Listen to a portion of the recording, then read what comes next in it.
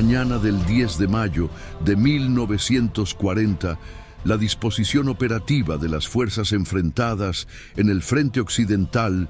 presentaba una simetría numérica que ocultaba una profunda asimetría doctrinal. El alto mando alemán había concentrado para la ejecución de la directiva conocida como Caso Amarillo un total aproximado de 136 divisiones, organizadas en 3 grupos de ejércitos. El grupo de ejércitos B, bajo el mando del general Fedor von Bock, desplegaba alrededor de 29 divisiones en el sector septentrional, frente a los Países Bajos y el norte de Bélgica, con la misión de avanzar de manera ostensible hacia la llanura flamenca. El grupo de ejércitos A, al mando del general Gerd von Rundstedt, constituía el núcleo de maniobra con 45 divisiones, entre ellas la concentración principal de formaciones blindadas y motorizadas, asignado al sector central frente a las Ardenas. El grupo de ejércitos C, dirigido por el general Wilhelm von Lieb, comprendía aproximadamente 19 divisiones desplegadas frente a la línea Maginot, con una función puramente fijadora, destinada a inmovilizar a las guarniciones francesas mediante la amenaza de un asalto frontal que nunca constituyó la intención operativa real. La fuerza acorazada alemana sumaba alrededor de 2.400 carros de combate distribuidos en 10 divisiones Panzer, integradas en su mayor parte por modelos Panzer I y Panzer II, de blindaje ligero y armamento reducido, complementados por un número menor de Panzer III armados con cañón de 37 milímetros y Panzer IV dotados de pieza de 75 milímetros de cañón corto, a los que se añadían carros de fabricación checoslovaca designados como Panzer 35 y Panzer 38. Frente a esta fuerza, la coalición aliada disponía de un volumen de blindados superior, estimado en más de 3.000 carros entre el contingente francés, británico y belga, incluyendo modelos individualmente superiores como el Char B-1 bis francés, con blindaje frontal de hasta 60 milímetros y un cañón de 75 milímetros en casamata, más una pieza de 47 milímetros en torreta, y el Somoa S-35, considerado uno de los carros medios más equilibrados de su tiempo. La diferencia decisiva no residía en el material, sino en la concepción de su empleo.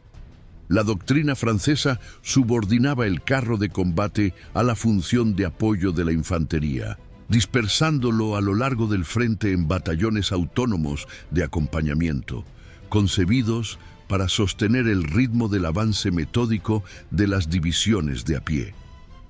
Esta concepción derivaba de la doctrina de la batalla conducida,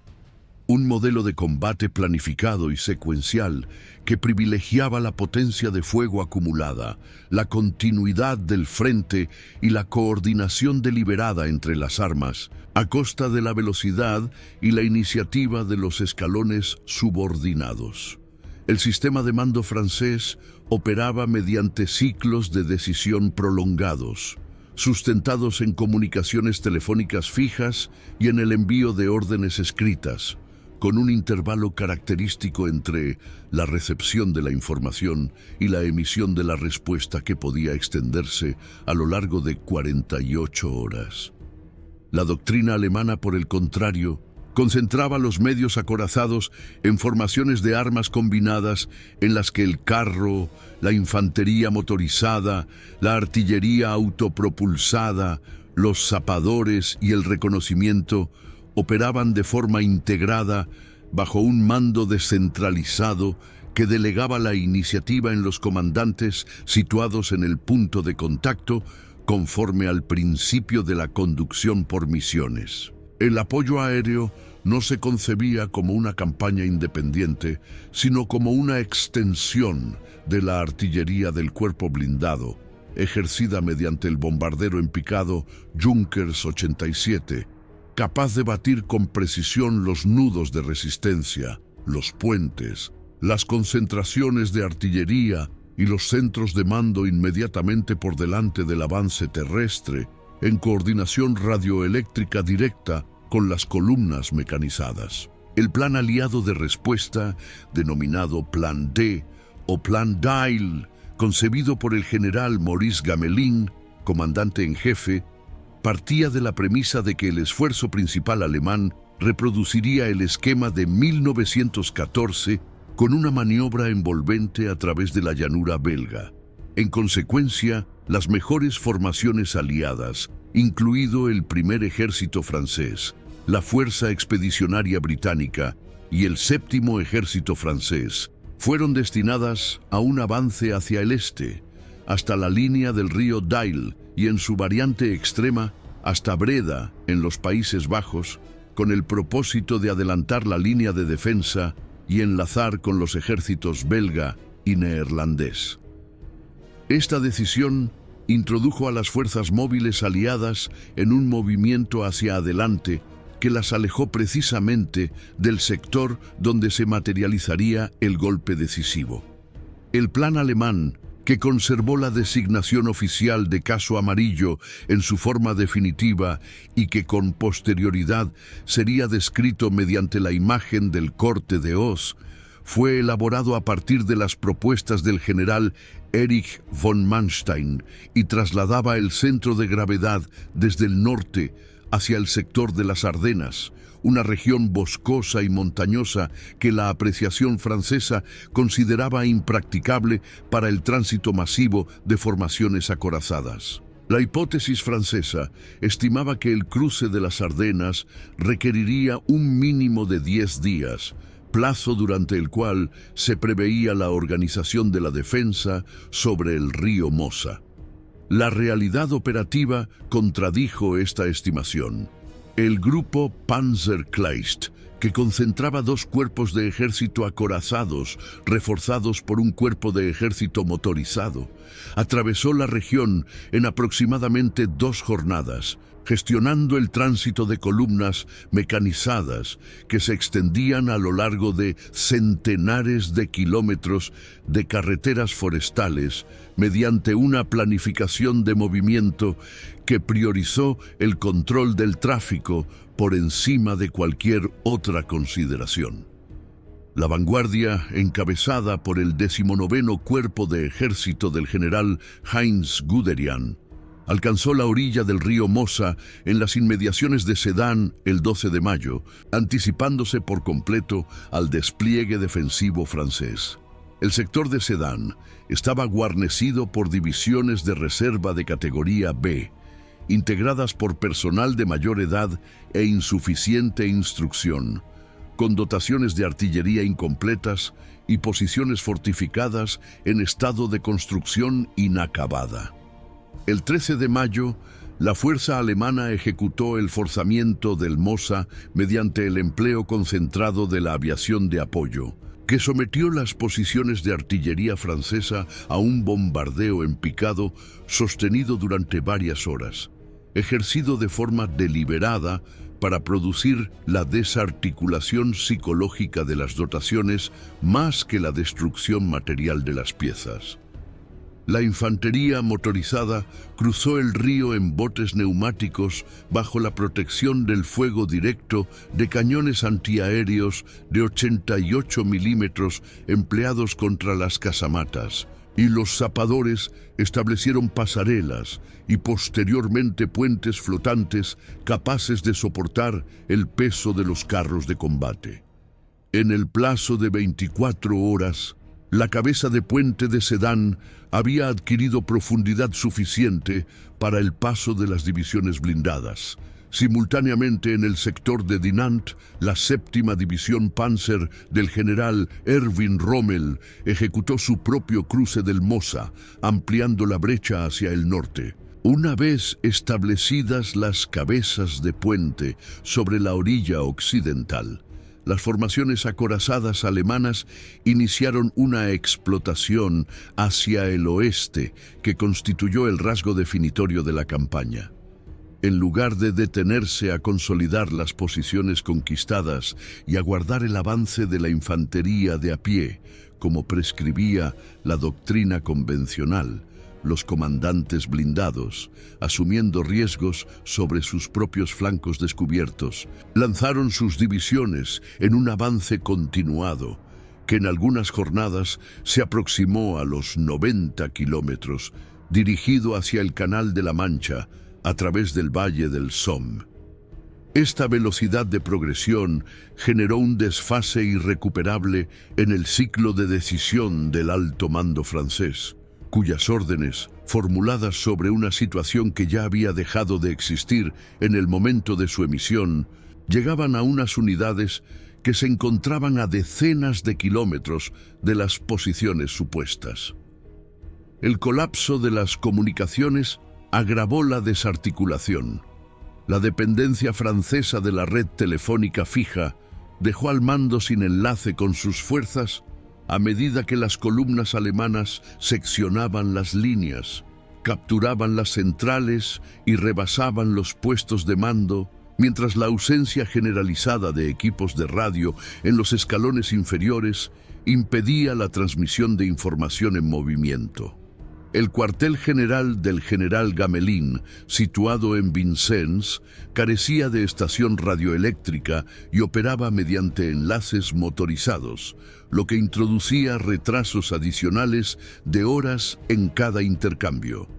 Los contraataques franceses se organizaron de manera fragmentaria y tardía. La cuarta división acorazada de reserva, mandada por el coronel Charles de Gaulle, ejecutó acciones locales en torno a Moncornet y Laon entre el 17 y el 19 de mayo, careciendo de apoyo aéreo, de infantería de acompañamiento y de coordinación con las unidades vecinas, por lo que fue rechazada sin alterar el desarrollo general de las operaciones.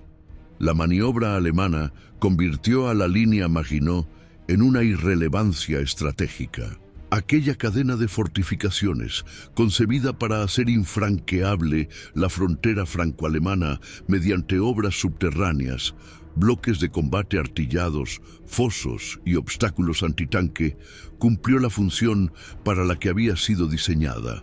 pero esa función carecía ya de pertinencia operativa,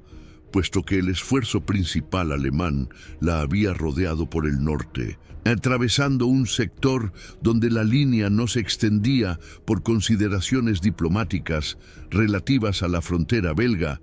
y por la apreciación errónea sobre la transitabilidad de las Ardenas. Las guarniciones de la línea permanecieron inmovilizadas en sus posiciones, fijadas por el grupo de ejércitos C, mientras la decisión de la campaña se resolvía centenares de kilómetros a su retaguardia. El 20 de mayo, las formaciones blindadas alemanas alcanzaron la desembocadura del Somme en las proximidades de Abbeville, completando un corredor que separó al conjunto de las fuerzas aliadas en dos masas incomunicadas. Al norte de la brecha, quedaron cercadas la Fuerza Expedicionaria Británica, el primer ejército francés y la totalidad del ejército belga, en conjunto cerca de 1 millón de hombres privados de continuidad logística con la retaguardia, puesto que el corredor alemán había seccionado las líneas de abastecimiento, los depósitos de munición y las vías de comunicación ferroviaria que sostenían a esas fuerzas. El intento aliado de cerrar la brecha mediante ataques convergentes desde el norte y desde el sur, concebido sucesivamente por Gamelin y por su sustituto el general Maxime Weygand, fracasó por la imposibilidad de coordinar en el tiempo dos esfuerzos separados por el propio corredor enemigo y por la pérdida de cohesión de las unidades cercadas. La acción británica en Arras el 21 de mayo, ejecutada con 2 batallones de carros de infantería Matilda, cuyo blindaje resistía el impacto del cañón antitanque alemán de 37 milímetros. Produjo una alarma momentánea en la retaguardia de la 7ª División Panzer y contribuyó a la decisión alemana de moderar transitoriamente el ritmo de avance de las puntas acorazadas, pero careció de la masa necesaria para alterar la situación del cerco. La reducción de la bolsa septentrional condujo a las fuerzas aliadas hacia el reducto portuario de Dunkerque, único punto que conservaba acceso al mar. Entre el 26 de mayo y el 4 de junio se ejecutó la evacuación marítima de aproximadamente 338.000 hombres, entre británicos y franceses, una operación que preservó el componente humano del contingente expedicionario, pero que supuso el abandono de la práctica totalidad del material pesado, la artillería, los vehículos y los carros de combate, de modo que las divisiones evacuadas quedaron desprovistas de capacidad de combate inmediata. Liquidada la Bolsa del Norte, el alto mando alemán reorientó su esfuerzo hacia el sur para ejecutar la segunda fase de la campaña, denominada Caso Rojo, dirigida contra el resto del territorio francés. El 5 de junio, las formaciones alemanas iniciaron el asalto sobre la línea defensiva improvisada que el general Weygand había organizado a lo largo de los ríos Somme y Aisne. Esta posición, concebida como una defensa en profundidad articulada en puntos de apoyo erizados y guarnecidos para resistir el envolvimiento, careció de las reservas móviles necesarias para sostenerse, puesto que las mejores divisiones francesas se habían perdido en la Bolsa del Norte. La proporción de fuerzas se había invertido de manera irreversible, enfrentando a unas 65 divisiones francesas mermadas contra más de 100 divisiones alemanas, 10 de ellas acorazadas, reorganizadas y reabastecidas. Las puntas blindadas penetraron la línea del Somme en varios sectores y reanudaron la explotación en profundidad hacia el sur, descomponiendo el dispositivo francés en bolsas aisladas. El 9 de junio se forzó la línea de l'Aisne. El gobierno francés abandonó la capital, que fue declarada ciudad abierta para evitar su destrucción, y las fuerzas alemanas entraron en París el 14 de junio sin combate. El avance prosiguió en todas las direcciones con columnas mecanizadas que progresaban hacia el valle del Loira, hacia el este en la retaguardia de la línea Maginot, cuyas guarniciones quedaron envueltas y aisladas de toda comunicación, y hacia el sureste, donde se sumó al conflicto la ofensiva italiana en los Alpes, contenida por las fuerzas francesas de cobertura.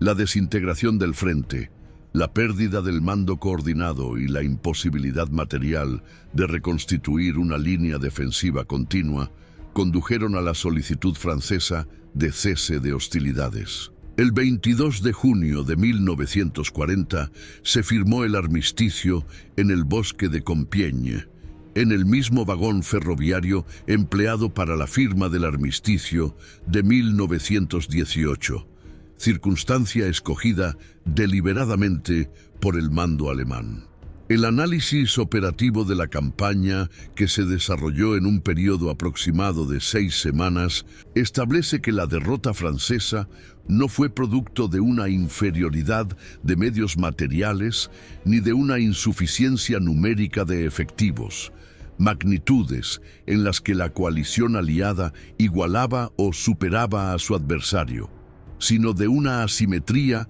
en la concepción del empleo de la fuerza, en la velocidad del ciclo de mando, en la integración de las armas y en la flexibilidad de la conducción descentralizada, factores que permitieron al atacante imponer un ritmo de operaciones que el sistema defensivo francés, estructurado sobre la premisa de una guerra metódica y de frente continuo, fue incapaz de igualar ni de neutralizar.